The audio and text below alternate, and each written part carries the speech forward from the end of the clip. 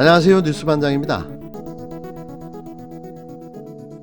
김학의 전 법무부 차관의 불법 출국 금지 의혹 사건을 수사 중인 검찰이 이성윤 서울중앙지검장을 피의자 신분으로 전환했습니다.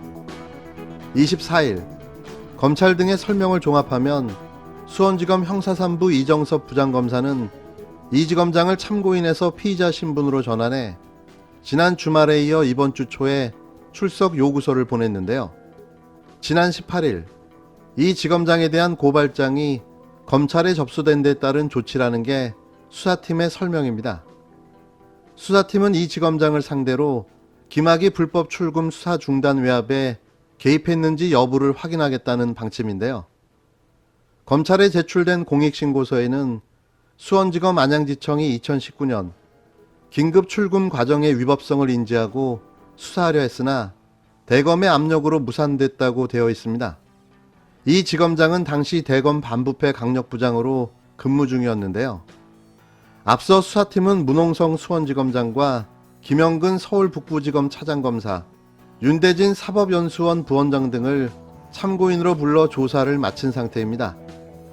이 지검장은 지난 17일 입장문을 내고 2019년 안양지청의 보고서는 대검 반부패 강력부에 보고됐고 통상적인 대검 보고 절차를 거쳐 안양지청에 적법하고 통상적인 지휘가 이루어졌다며 수사 중단 압박은 전혀 사실이 아니라고 의혹을 강하게 부인한 바 있는데요.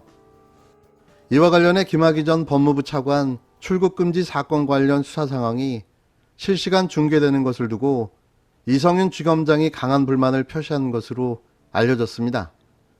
25일 이 지검장은 수원지검 검찰청 수사팀에서 출석 요구서를 받고 고발장 등을 열람한 뒤 일정을 조율하는 중인데요.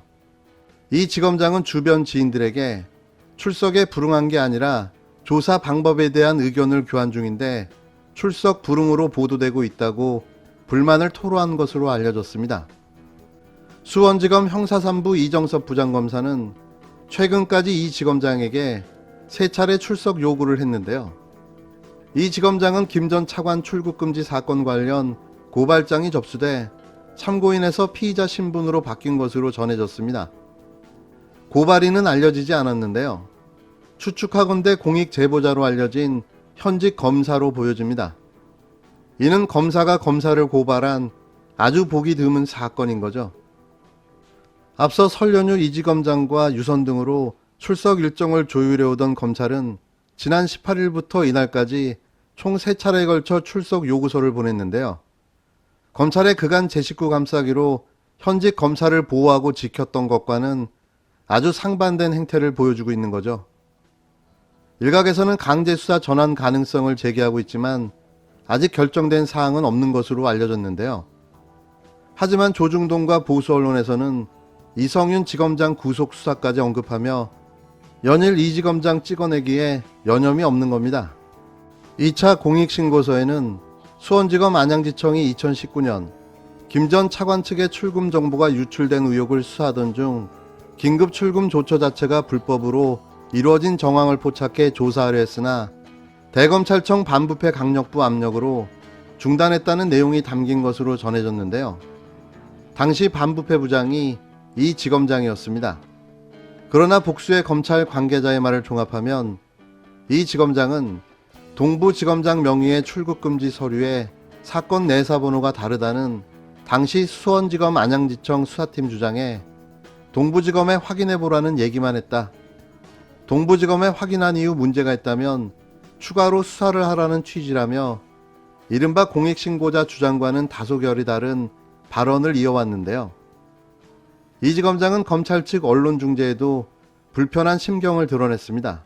그는 지인에게 참고인 조사와 출석 협의 과정 등 내부 사항이 일일이 생중계되고 있다면서 검찰 수사 방식에 문제가 있는 것 아니냐는 취지로 토로한 것으로 알려졌는데요. 이 지검장은 앞서 지난 17일 문무일 당시 검찰청장 패싱 의혹과 관련해서도 적법적인 통상 보고 과정을 거쳤으며 패싱할 이유가 전혀 없었다고 입장을 밝혔습니다. 그는 당시 대검 반부패 강력부가 안양지청의 수사를 중단토록 압박했다거나 수원 고검에 통보하지 못하도록 했다는 보도 내용은 전혀 사실이 아니라고 반박했는데요. 그러면서 사실과 다른 내용이 특정 언론에 보도되고 수사 관계자만 알 수 있는 내용을 위법하게 공개하는 데 대해 강력한 법적 조치를 검토하겠다고 말했습니다. 수원지검은 지금까지 당시 대검 반부패 선임 연구관인 문홍성 수원지검장, 대검 수사지휘과장인 김영근, 서울 북부지방검찰청 차장검사 등을 참고인으로 불러 조사했는데요. 친정부 성향으로 분류되는 이성윤 서울중앙지검장 찍어내기가 검찰 내부에서 지속적으로 진행되고 있습니다. 누가, 왜, 무엇 때문에 이런 일을 벌이고 있는 걸까요? 이미 김학의 전 차관 출국 금지 의혹 사건에 대해서도 어느 정도 의혹이 해소되고 있는 상황인데요. 내부의 정적을 제거하기 위해 시작된 이 수사의 타겟은 애초부터 정해져 있었습니다. 하지만 그들의 뜻대로 되지는 않을 것 같은데요. 임기를 불과 6개월 채 남겨놓지 않은 레임덕 청장의 리더십이 흔들리고 있기 때문이죠. 차기 검찰청장으로 유력해 보이는 이 지검장의 운명은 어떻게 될까요? 너무나 그 수가 읽히는 정치 검찰들의 노림수와 자충수가 국민들의 웃음을 자아내고 있습니다.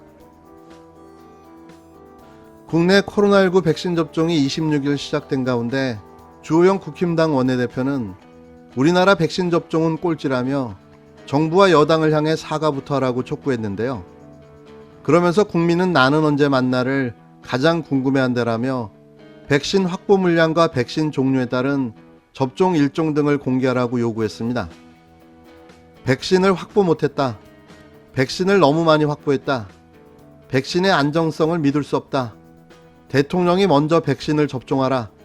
세계 105번째 백신 접종국 5명을 얻었다에 이은 나는 언제 맞냐는 헛소리의 끝판왕인데요.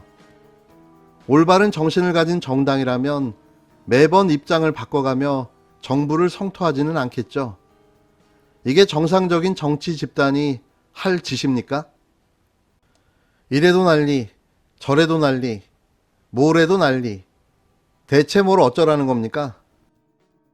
우여곡절 끝에 마침내 오늘부터 백신 접종이 시작이 됐습니다.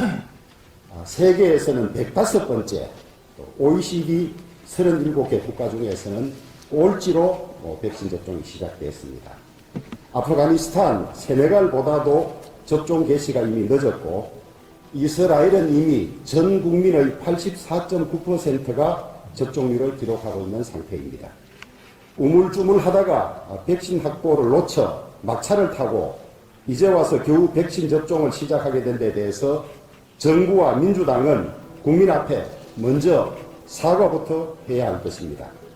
정부와 민주당은 여전히 올 11월까지 집단 면역을 달성하겠다고 장밋빛 환상을 띄우고 있지만은 전문기관들은 선진국도 내년 중반에나 집단 면역에 도달할 것이라고 내다보고 있습니다.